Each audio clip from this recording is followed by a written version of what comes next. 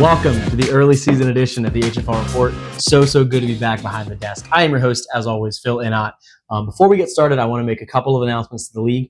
As a reminder, this coming Thursday, October 9th, is the first HFL watch party. We're going to watch the Eagles take on the G-Men. There's going to be food, snacks, not really dinner. It's a little later night for dinner.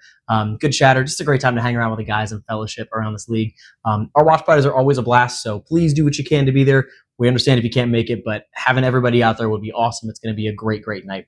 On that note, second watch party is scheduled for November 10th. Same time, same place at the church. 8:15, I believe, is the start of that game. We'll be sure to remind you of that as it gets closer as well. Doors are going to open at 7:45 on both of those days, so please don't show up too early because we're not going to be ready for you, and that would be embarrassing for us. Lastly, there will be a date change for the HFL Honors this season. Commissioner Ott's going to be out of town on the first weekend in February, so we don't have a date nailed down just yet. It's going to be around that same time, but just keep your eyes out for an announcement about a new date there. All right, all that out of the way, let's get into the real fun stuff, the 2025 HFL season, how this has been going. Let me see. First story, I had to bring this up on this show, just how well all the young guys are doing this season. Every single manager that is either part of Hope Youth or recently graduated or is associated with it is currently 500 or better. DJ is actually currently undefeated. I'm recording this on Monday night. I think he may have just taken his first loss, barely, after a graveyard week for him. But you got to tip your hat to the young guys. And I got to ask, what's going on with the vets? I've been hearing whispers from guys who really have their finger on the pulse of this league, and they're telling me some of those old guys are just not prepared for the wave of youngsters that came through, how strong they came into this league, the surprising amount of ball knowledge that they had. I think, as I've been watching, something that's really proven itself over the years is that experience outranks everything until it doesn't. I think sometimes young minds who don't remember what it was like when you couldn't draft a quarterback in the first 10 rounds without getting laughed at, or if you didn't have a bell cow running back, you were going to get torched. Some of that, not having all those rote ways of the past, can really help you, and I think that we've been seeing that a lot with these young guys. So, biggest of all, look at the youth leader. Dan Line is, I think, 4-1 now with 4 straight 170-point games plus. He's got a super strong start. More on that a little bit later. But young guys, keep it up. Tip my hat to you. And vets, it's not crunch time just yet, but we're getting there. So I'm gonna keep my eyes on you guys. We'll see if we have a bit of a generation war starting in the HFL here. Yes, that's right. Next thing I want to talk about in today's show. This league is burning through cash. Not at the executive level. Commissioner Ott is not overspending. We're not in any way going to go through our budget there, at least not from what I've been hearing. But from the waiver wire perspective, it's a little bit insane.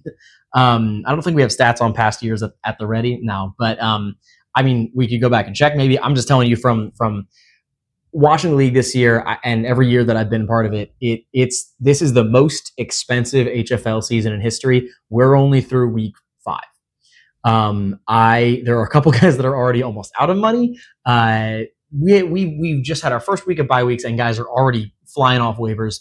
Now, in part, a lot of this is response to injuries, obviously, and really trying to pick guys up, make sure you go get your guy. But no matter how you spin it, you guys are ready to go all in and get your guy this season. And you know what? I'm all for it. If you're going to spend fake money, spend all of it. Why would you waste any bit of it and keep it? You don't get to take it with you when you go to next season or get paid out at the end of the season. So you might as well spend it all. Hey, if you're wrong, worst thing that happens is you end up in the HFL Honor slideshow as a little gag, like Commissioner Ott did last season. $36 on Carson Steele for 37 overall fantasy points, if my memory serves me.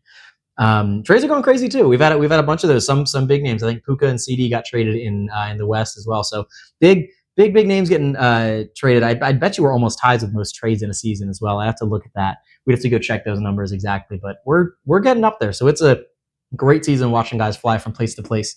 Tons of fun. I love all that chaos. It's gonna really work out down the road, and we'll see how that ends up. Oh, right. Before we move to our next segment, I have one more quick thing. This is a little more serious, guys.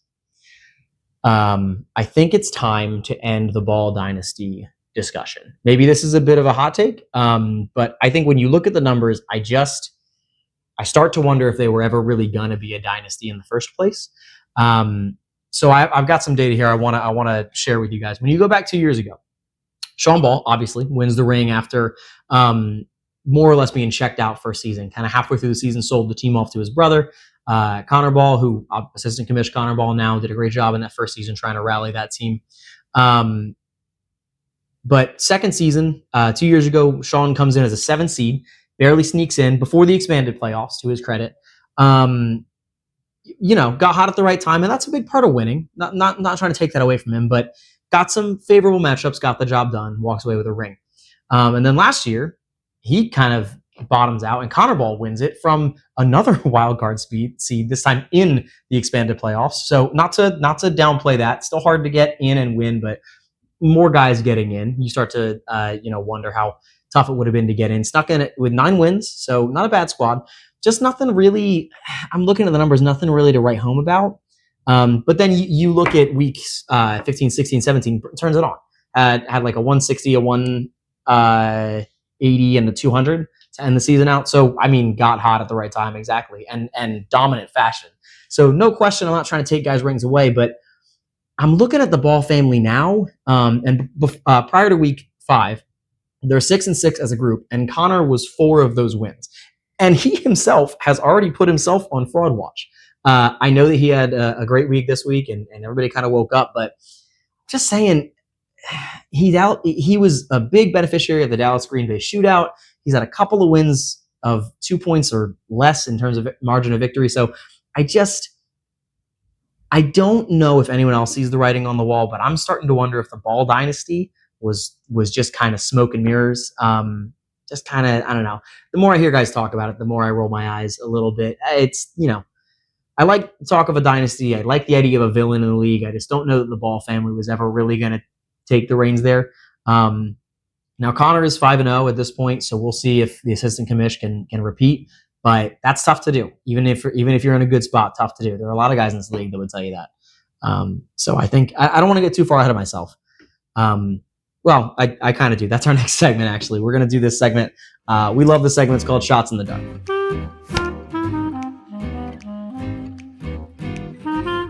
All right, we call the segment Shots in the Dark because we're just throwing out some predictions. They're way too early, whether or not they have any basis or not, because it's a ton of fun. So I always like to kick this segment off with a shot for myself. I'm going to give you guys a 2-for-1 today. First shot I have here, kind of going to my earlier point in the news monologue. I am going to call right now that Connor Ball does not finish better than 8-6. I will grant that he should probably finish above 500 from the start that he's had. But I think something's just not right about that team. I can't put my finger on it. I don't think that Connor could put his finger on it if he was really trying to, but something just isn't. He's got a lot of great talent. I just feel like the core that he has and the supporting cast, I wonder how consistent they're going to be. But we'll see. Shot in the dark. We'll see. I think he'll finish above 500 though. I think that'll be the one I'd stand by a little better. So that's shot one. Second, not only will the Ball dynasty be deflated by the end of this season, I think we may be on the verge of a new dynasty arising, and it is starting with Hope Youth, because I'm going to call that Dan Line is taking home our ring this season. I mean, the dude's been insane. He's had 4 straight games of 170 plus points. He is showing no signs of stopping. He is now the proud owner of 2 Rams offensive pieces that are simply having an amazing year. Dan is doing great. And as I mentioned earlier, all of Hope Youth is doing really, really well. So I wouldn't be surprised if it was, 3, 4, 5 years before we saw somebody above the age of 35 take home the ring. Which, hey, that's step it up, and young guys keep it going. But I think that's what we may see in the future here, is that these young guys are really going to come in and take this league by storm. All right, enough from me. Let's open the phones up, see what shots you guys left me in my voicemail recently. Let's see. Hey, how's it going? You're on the HFL Report with Phil Inott. Yes, hi, this is head coach, manager extraordinaire, Gordon Bombay of Team District 5 of the HFL Central Division. Thank you for taking time for me tonight, Dr. Phil. Listen, Dr. Phil, I know you typically look for surprise predictions or bold statements in this segment, but I want to take this opportunity to make a league-wide announcement. From this moment forward, Team District 5 is putting in a formal request for an official name change to the Mighty Ducks. Yes, Dr. Phil, I know ducks may seem wimpy, but I'm here to tell you that when the wind blows hard and the sky is black, ducks fly together. And when the roosters are crowing and the cows are spinning circles in the pastures, ducks fly together. And when everyone says it can't be done, say it with me, Dr. Phil. Ducks fly together. And that is why my prediction is that not only will we win the league as the Mighty Ducks, but we'll be asked to represent Team USA in the upcoming Olympics. Quack, quack, quack, Dr. Phil. Quack, quack, quack. All right. Thank you, Gordon. I didn't know that I was a doctor, but I appreciate you giving me that hat to wear too. I wear a lot already, so what's another? Yeah, like you said, not really a shot all the way till the end there, but welcome back to the league, Mighty Ducks. I'm sure Commish will push that name change through real fast. That's not a long process usually. But to your shot, saying that you're going to take home the league, I think that's you've got a strong team. You got a really, really strong chance. I think I hold on to my Dan Line shot a little bit, just because of the consistent enormous numbers he's putting up. But the Ducks now have I think they've got a good shot, and maybe a new identity is what you guys needed. So I don't know that fantasy Olympics are a thing, but if they are, I'm sure you guys will get that nod as well. Let's get to our next shot. Let's see here. You're on the HFL Report with Phil Inott. How's it going? Hey, Phil, let me tell you something. Fantasy football is like the stock market. You got to know your options. And if I'm buying options, I'm buying puts on the teddy bears. They're horrible. They're horrible, horrible, horrible. They're only going to go down from where they are, and they're in the bottom as it is. They're in the basement. They stink. That's all. Buy puts. Yikes. Bit of a rough take there, but hey, I mean, sounds like a Teddy Bears fan who's a little bit disgruntled, and I don't blame him. They are not doing too well. Yeah, it's tough. I mean, someone's got to win the 2016 award, Matthew 2016. It could be the Bears. They've got a chance. There's a couple teams in that area, but you start to wonder, do we start to, hope for a turnaround? Is it too late for a turnaround? But I'd say it's never too late for a turnaround, and it's always fun to play spoiler anyway. So, Teddy Bears, I'm looking for some big things out of you guys in the coming weeks, but we'll see. Always how the roll of the dice is. Let's get to our next call. How's it going? You're on the HFL Report with Phil Inott.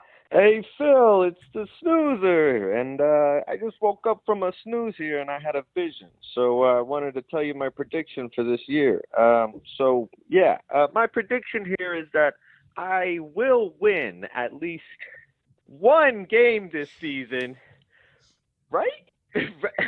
Right? Okay, thanks for everything you do, Phil. That's all. All right, bye. Appreciate you calling in, Snooze. I think at the time of recording here, it's Monday night. I believe you have won a pretty convincing game as well at this point. So a bit of an older voicemail, it looks like, but no worries there. I think good call right away. Worked out. Maybe you just need to call your shot a little more often, and you'll land a few more wins. But I think the Snoozers are in that conversation right now on the bottom side of the league, kind of like, what do we do to get it turned around? I think there's still plenty of fantasy left, plenty of regular season left to make that move. But I'm excited to see what you guys do. So congrats on the one called shot already. We'll see how it goes from there. I think we got time for one more. Yeah, one more. All right, how's it going? You're on the HFL Report with Phil Inott. Phil, it's B-Ball here. Thanks for taking my call again. Sorry, I know I call you every week, but what would a radio station be if it didn't have its regulars? So I got to be honest with you. I don't know how guys are making ends meet around here. How are you supposed to win a fantasy league when you got to spend an arm and a leg just to pick up a player? And it's all because of guys like that Hallahan guy who keep picking up players for, millions of dollars. Hopefully he'll run out of money. I can pick up all his waivers by the end of the season and maybe win a game or two, but we'll see. All right. Good luck to everybody out there. I'll see you in church tomorrow. Go Birds. Go Birds, B-Ball. Hey, thank you for calling in. Always love to hear you, hear the kind of takes you've got. I said this earlier. The amount of guys that are below like $35-$30 fab is a little bit insane. I mean, go get your guy, but I just for someone like me who's a little more conservative with that kind of stuff, I want to be a little bit patient towards, especially trade deadline week 11. If you lose a guy, you have to go get somebody. But hey, I mean, if you get them early and they stay healthy, it pays off. So you're right or you're wrong, but I think B-Ball, you and I are on the same page there. I would love to see how some of these guys who are spending it like it's nothing end up at the end of the season. So lots of chaos, but lots of fun.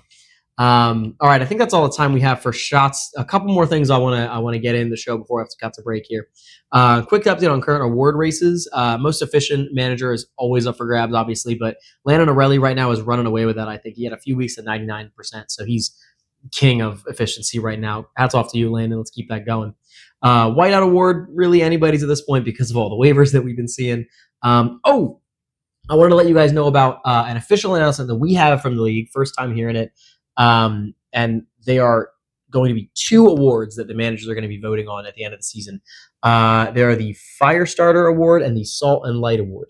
Later on in the season, we'll clue you guys in on to how you're going to vote for those. But I'm hearing that the Firestarter Award is going to go to the guy that other managers thought had the best quips, trash talk, chatter throughout the season. Everybody loves a good jab now and then. The HFL is looking to reward those who are, quote, particularly good at getting conversation going. So keep that in mind as you're talking throughout the season here if you're looking to get that award. Like I said, everybody loves a good jab every now and then. We're not trying to start fights, but always good to have some good conversation throughout the season for sure. The Salt and Light Award is kind of reviving a relic of Hope's past, I'm told, at least. It's going to the manager that is voted best to embody what the HFL is about. Fellowship, competition, being a place where we use football to kind of interact with and connect with guys that we maybe wouldn't otherwise. Nothing about, this guy's a model manager or better than everybody else, but just a tip of the cap to somebody who's really, really made the HFL a welcoming place and what we all love about it. So keep those in mind as we go through the season, as you wager who you're going to put your vote out for, and we'll keep an eye out for the polls as well and get them to you as soon as we can. All right, that is all the time we have for today, folks. Super, super excited to see how the season works out. I am Phil Inott, as always, and this has been HFL Report.